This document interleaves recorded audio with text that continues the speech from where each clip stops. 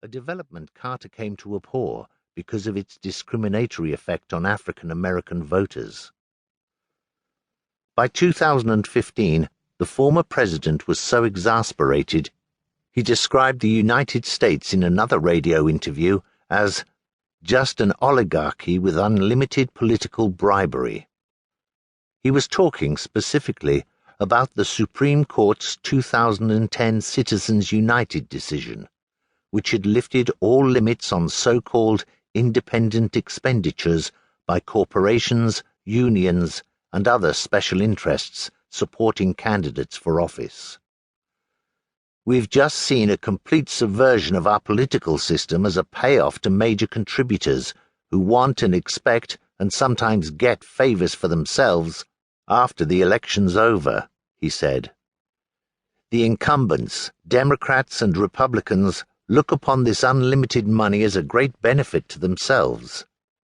Somebody who's already in Congress has a lot more to sell to an avid contributor than somebody who's just a challenger.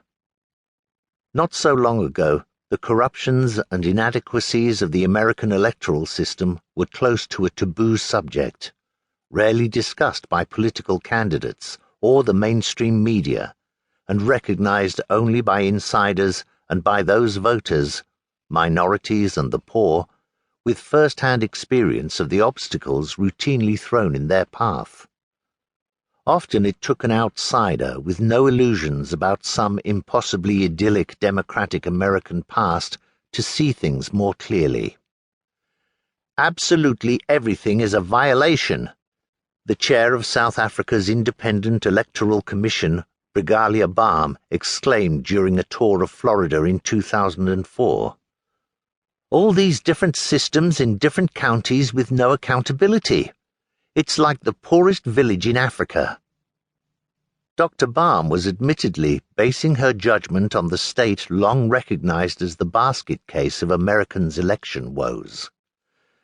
She'd spent several days in Florida listening to stories of voter intimidation, attempted suppression of the black vote, slapdash polling station procedures, and substandard voting machines that had lost or miscounted votes.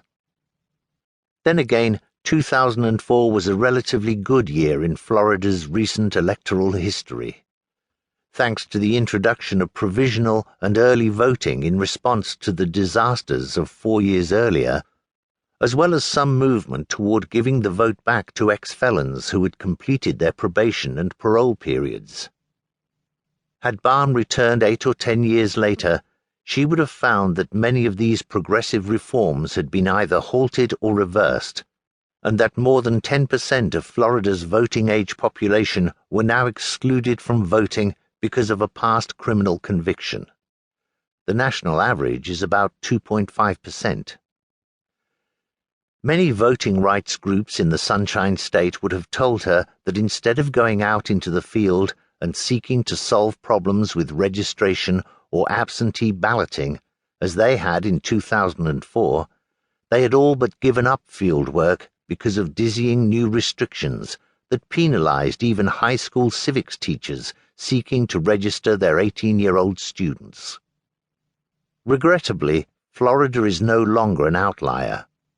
American democracy as a whole is experiencing its biggest backslide in more than a century.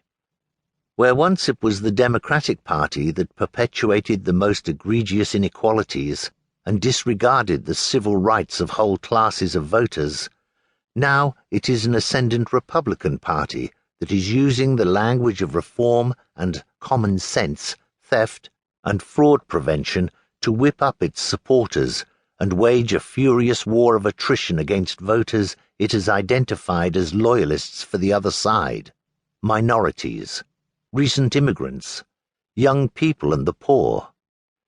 Some voters have allowed themselves to be buffeted by great gusts of partisan outrage, and even to cheer on the malfeasance, as long as it benefits their side.